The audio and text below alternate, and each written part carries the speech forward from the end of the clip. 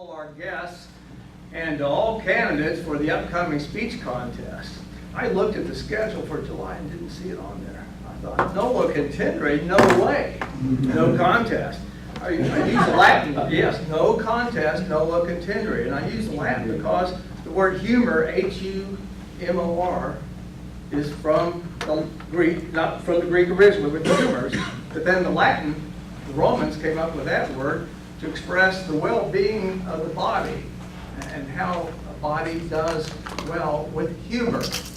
And this body is going to do well with humor when the contest actually does take place at the end of next month.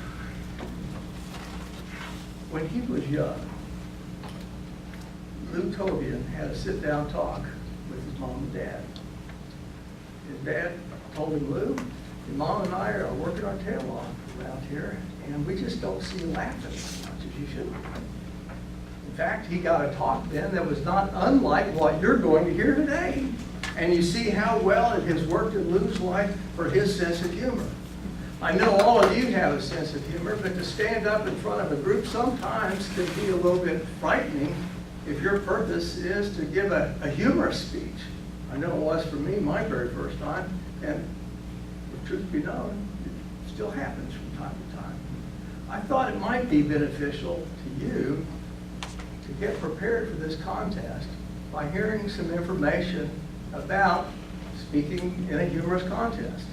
So I obtained two experts who I will introduce to you, and you can hear their wisdom and perhaps get some ideas, and maybe no alcohol, at least not here, a little courage about taking that step and giving the humorous speech contest a chance as someone who competes and begins to develop their skills. Now, our first presenter, well, he not only has been around the block, he conceived of the block, got it platted, built the houses, laid the street, and now goes around the block all the time. Richard Blaine, he's a past district governor for District 43. He has been a contest judge, not only in humorous contests, but in other contests. He knows the rules and the ways. He has the foundational types of things that will help you to take that chance that you need to take for your personal growth in competing in a humorous speech contest. So let's welcome Richard Blaine to present the foundations of the humorous speech contest. Richard.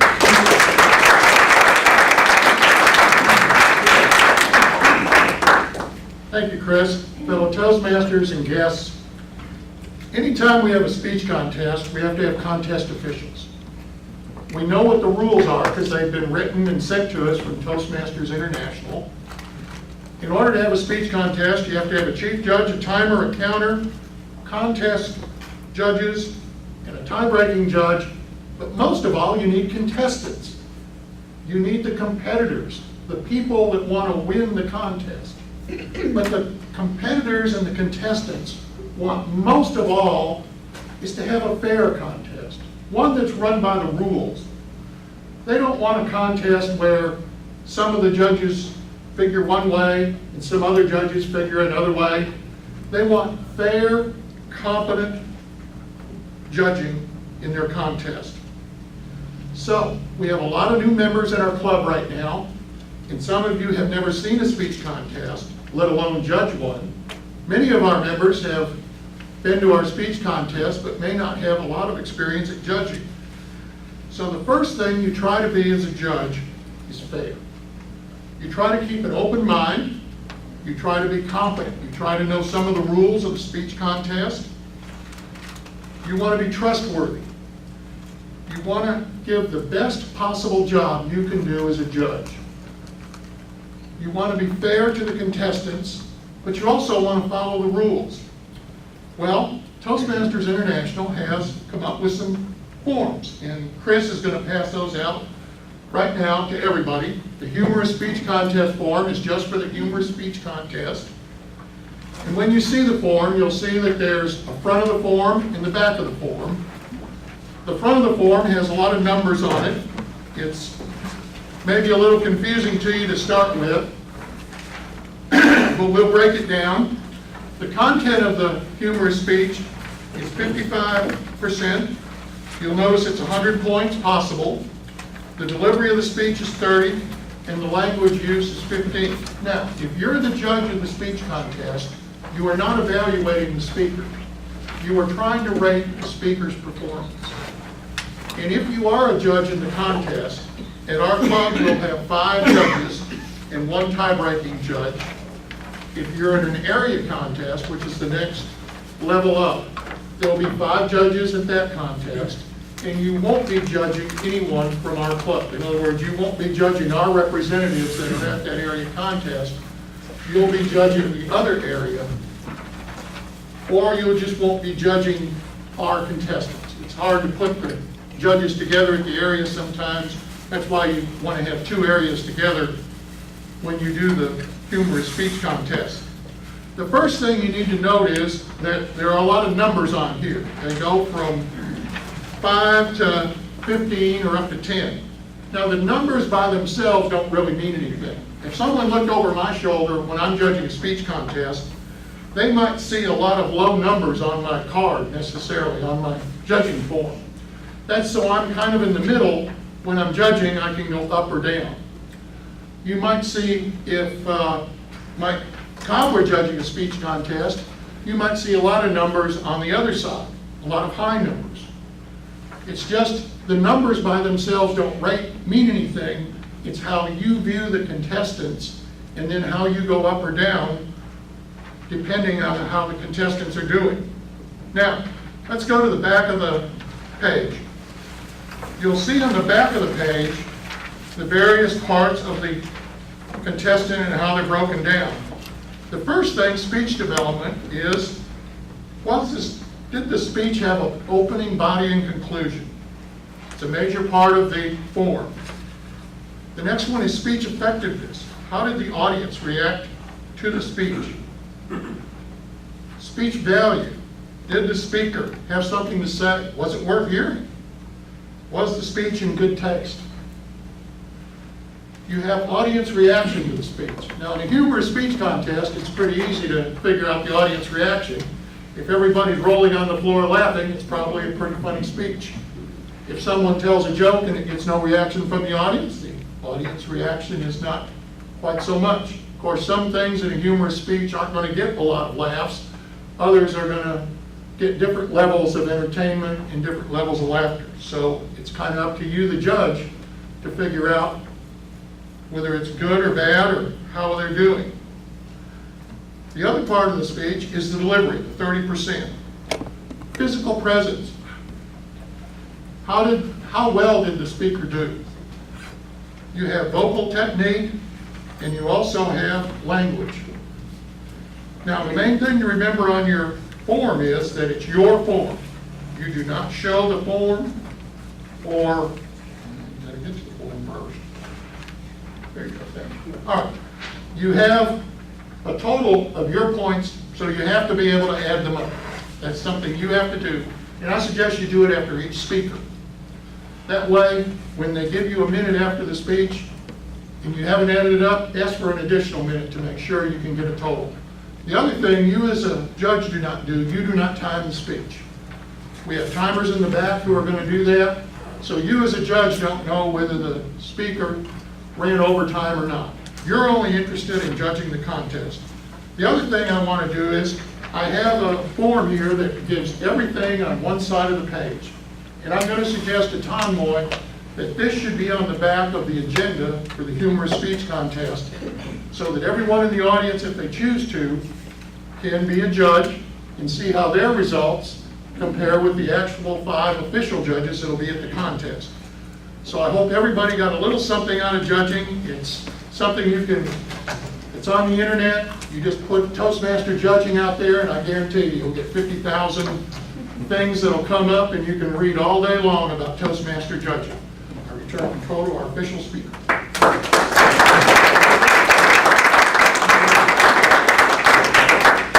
Now, Richard spoke to people who might be a judge, but of course, if you're a contestant, you can go through these items and say, how is what I'm preparing meeting the criterion? So as a contestant, you can use this information to develop your speech and to do better at the contest. But you might do better yet by listening to our next speaker. He probably could have written 5 books on 50 Shades of Grey.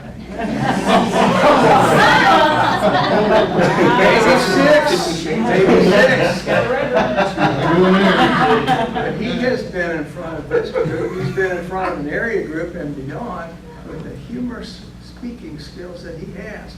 And I've asked Mike Cobb to share with you some of his ideas about preparing and participating in a speech contest as a contestant. So let's welcome up Mike Cobb.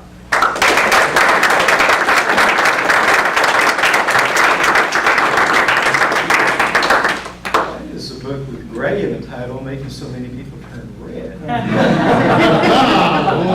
You know, the other night I was looking on Facebook and I saw something about 50 Shades of Grey. You know how it lights up and you click?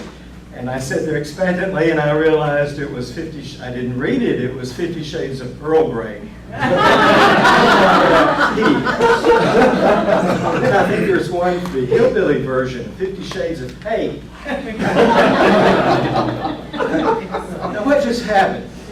People laughed. Psychologists tell us we laugh, we find something humorous because we have been tricked. There is an incongruity between the reality we are expecting and the reality that occurs. And that incongruity is pleasurable to us. We like it. We like being tricked. And in fact, we like having our mind altered because some people go to horror movies, they go to dramas, they know it's not really happening up on the screen, but they suspend belief. They jump when the guy in the hockey mask picks up the axe, even though they know it's not real.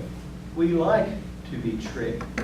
And my word to you on humor is to think of those things that are kind of a bait and switch, an alternate reality, or perhaps an absurdity.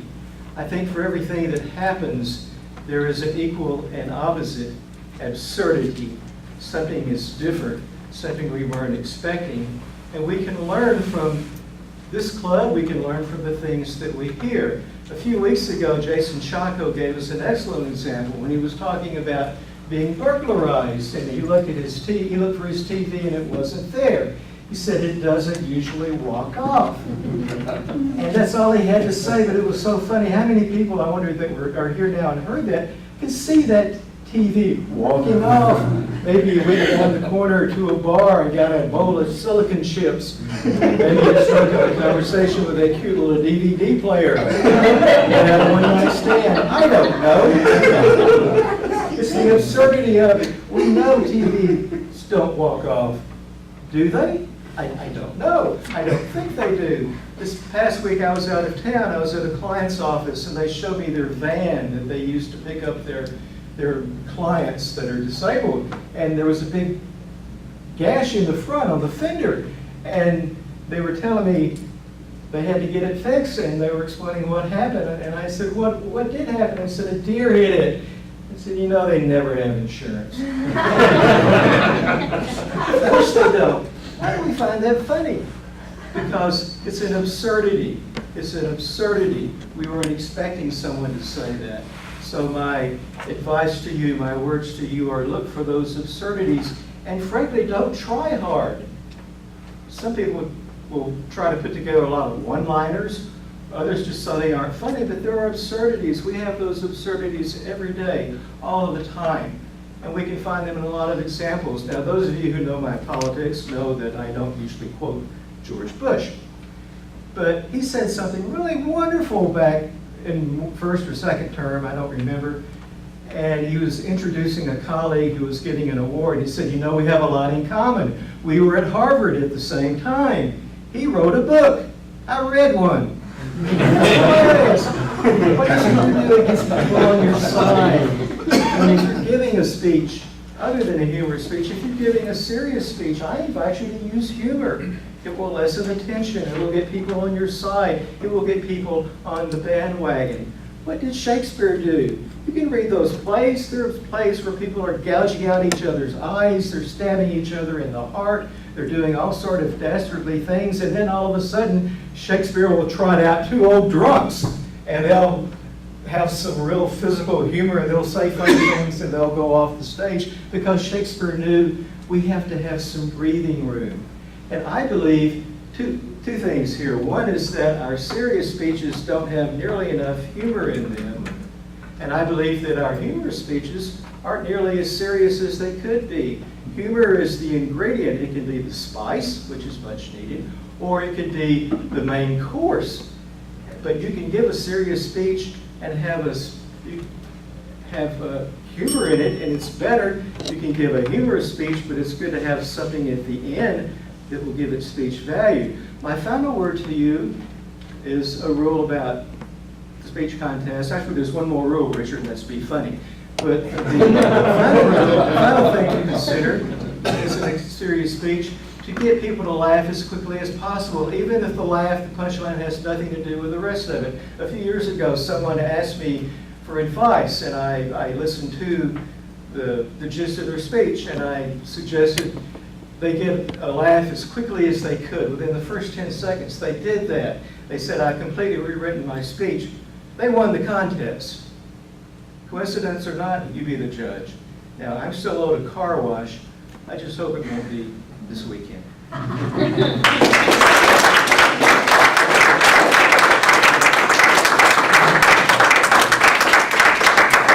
there you have it, some of the fundamental information about giving a humorous speech or participating in the humorous speech contest. One of the things that Mike said does bear elucidation upon or expansion, and I'll quote to you from the former Allied commander and then President Dwight D. Eisenhower: "A sense of humor is part of the art of leadership, of getting along with people, of getting things done." So even if you're not really the funniest person in your family or the funniest person with your friends, give the contest a chance. You might develop your leadership skills simply by participating.